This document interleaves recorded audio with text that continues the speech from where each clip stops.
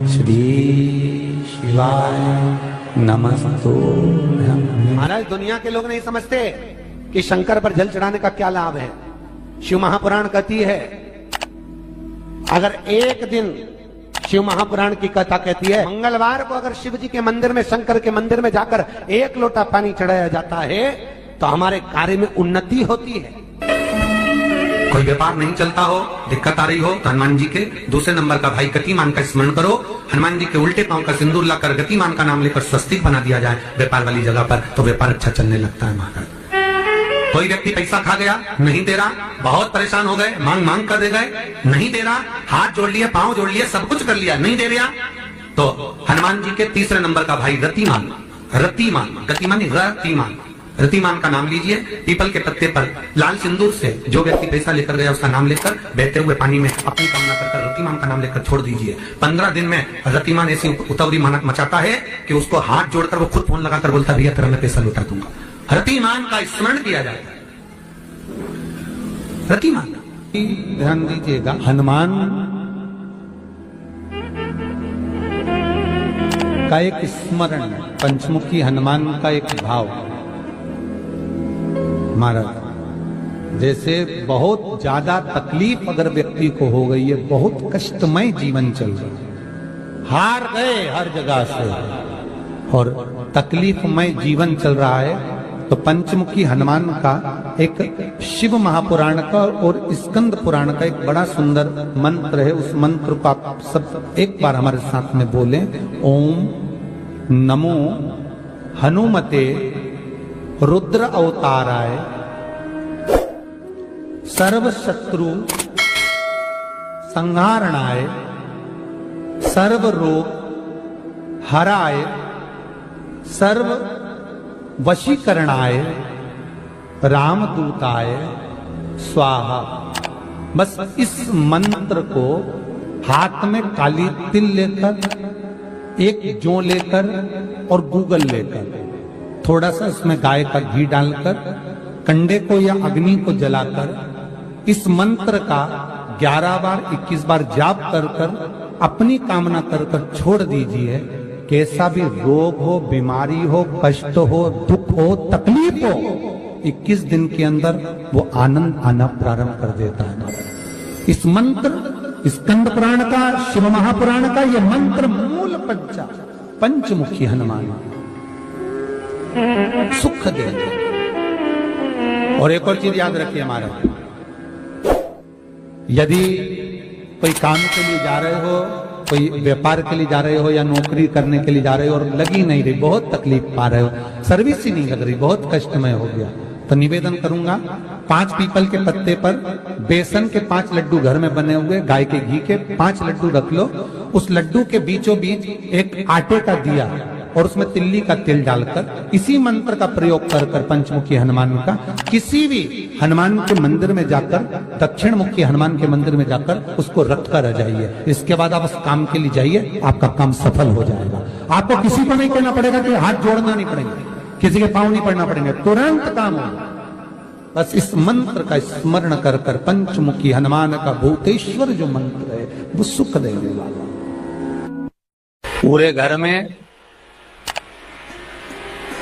वास्तु के हिसाब से केवल एक दीवार ऐसी होती है जहां पर हनुमान जी का चित्र लगाया जाए।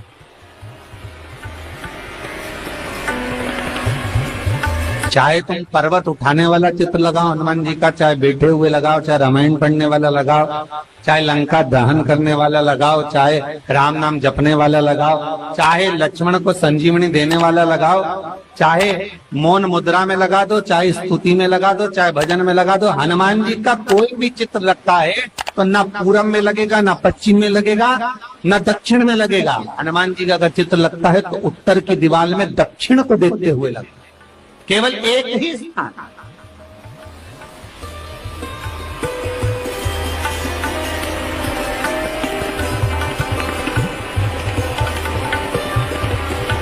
जैसे पूर्वजों के चित्र को, पितरों के चित्र को, गए हुए हमारे जीवों के चित्र को दक्षिण में विराजमान किया जाता है, उसी तरह हनुमान को उत्तर में विराजमान कर कर दृष्टि दक्षिण में कर दी।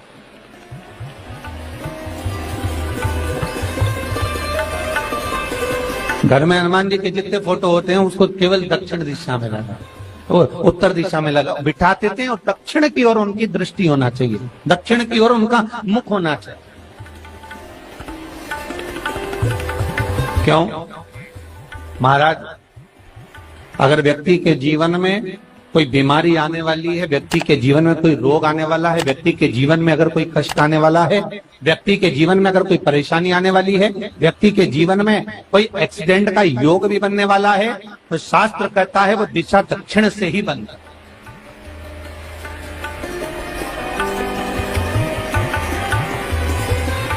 ये दक्षिण जो दिशा है ये यम की दिशा।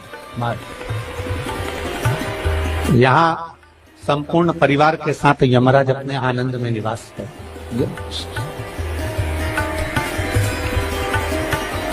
और जब हमारे घर में, हम ये नहीं कह रहे कि आप हनुमान जी का फोटो लगाओ, हम ये भी नहीं कह रहे, आपके घर में हो और आपने अगर विराजमान कर रखा है किसी दिशा में, तो हमारा तो निवेदन रहेगा, अभी तक आपने अगर जैसा रखा, पर एक बार दिशा बदल कर देखना कि रोग, बीमारी, कष्ट, दुख, तकलीफ में आपको लाभ मिला कि ना।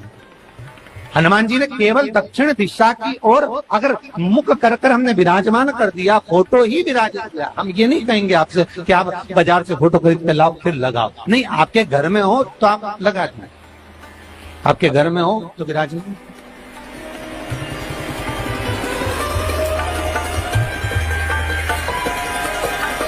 अच्छा, कितनी विपरीतता है वो भी आप जरा जानिएगा महाराज, कि शंकर भगवान के ऊपर जो जल चढ़ाया जाता है उसकी जलाधारी उत्तर में जाती है महाराज। भगवान शिव का जो जल जा रहा है वो उत्तर की ओर जा, और हनुमान जी को उत्तर में विराजमान कर मुख दक्षिण की ओर कर। क्यों?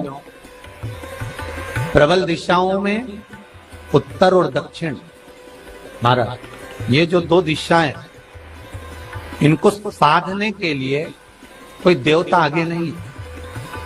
अगर इन दिशाओं को कोई साधने वाला है तो केवल एक देवाधिदेव महादेव ही हो सकता। काल का हरण करने वाला वो महाकाल ही हो सकता।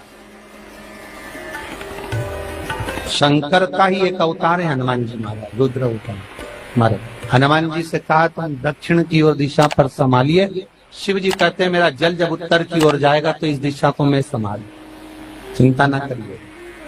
जो स्मरण करने वाला होता है, भजन करने वाला होता है, कीर्तन करने वाला होता है, नाम जाप करने वाला होता है, उसका भी शास्त्र विधान करता है,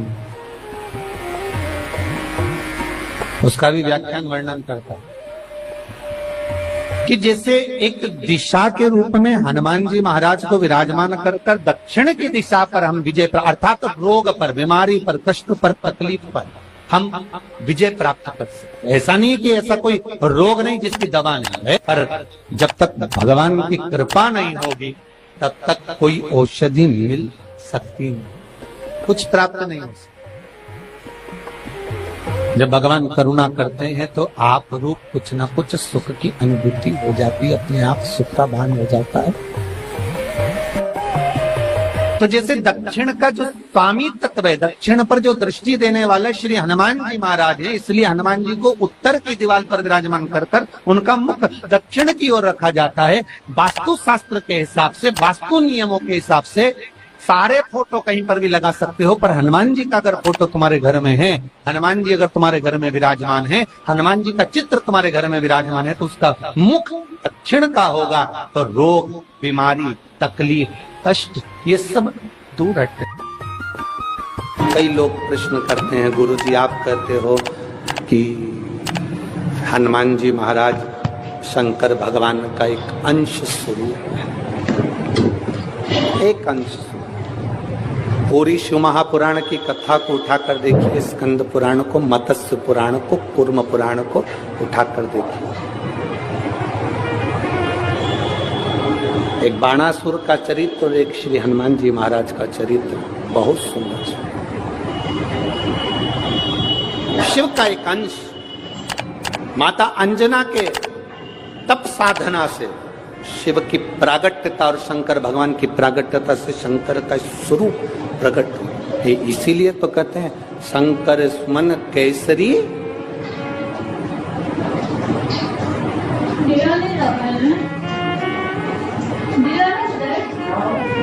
शिव का एक स्वरूप है हनुमान जी।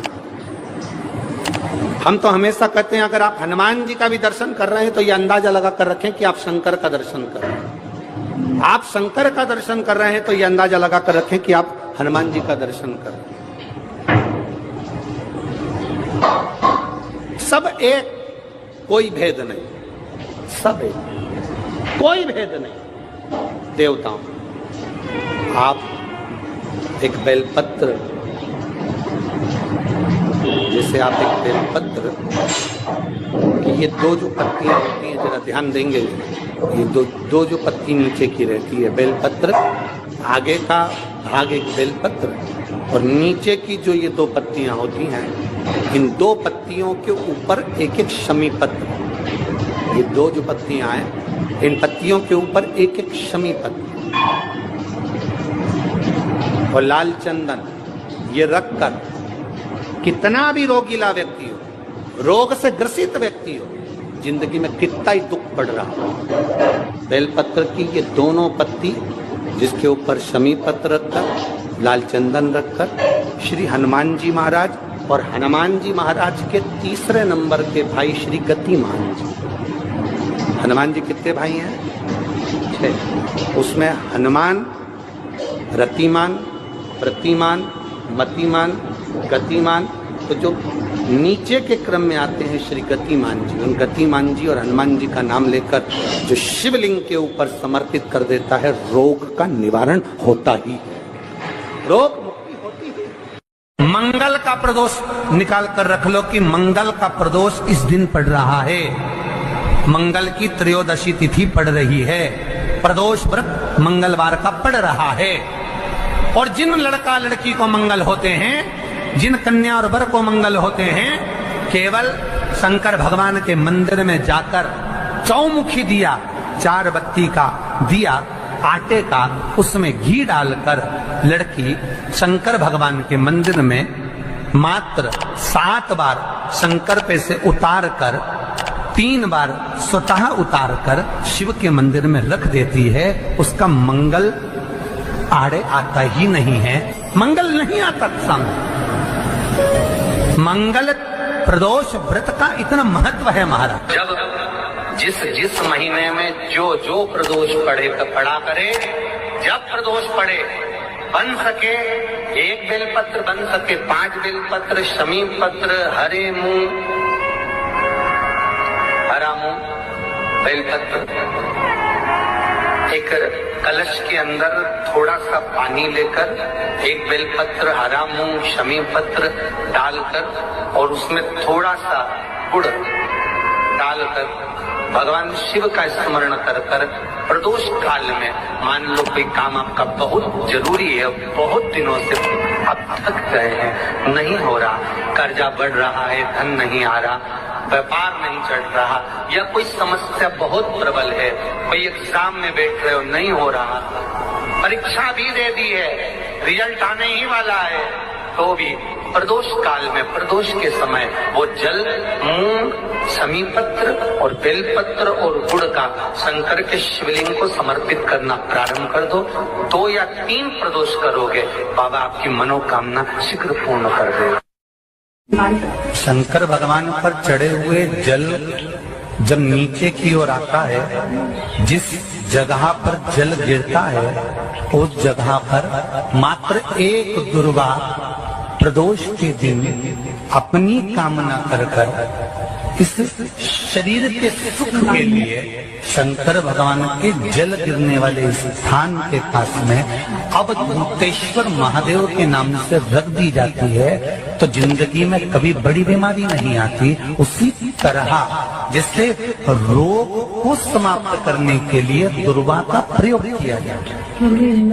कभी ऐसा योग लगे आपके जीवन में कि आप जिस व्यापार को आपने करा उस व्यापार में आपको फल नहीं मिला,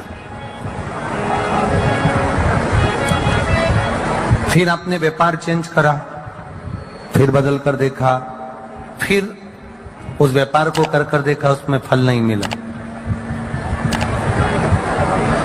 फिर आपने वापिस व्यापार को बदलने का विचार किया, तो हमारा निवेदन रहेगा उस व्यापार को बदलने से पहले एक काम जरूर कर देखो। 3 स्थान पर बेलपत्र को चढ़ा कर देखिएगा। अगर आपको लगे कि मैंने व्यापार बदल लिया, एक बार बदला, कई लोग ऐसे भी होते हैं जो पैसा इकट्ठा करते हैं, धन एकत्रित करते हैं, और कोई व्यापार ऐसा कर लेते हैं जिस व्यापार में धन चले जाता है तो वो धन वापिस नहीं आता, मारा वो व्यापार का धन वापिस नहीं आता, तो बड़े दुखी होता है कि भाई मेरा गया हुआ पैसा नहीं आ रहा, मैं बड़ा कष्ट में हूं, मेरा खुद का ही आ जाए ना तो मैं निहाल हो जाऊं, मेरा अपना ही नहीं आ रहा जो गया हुआ है, तो मैं क्या वर्णन करूं उसको, क्या।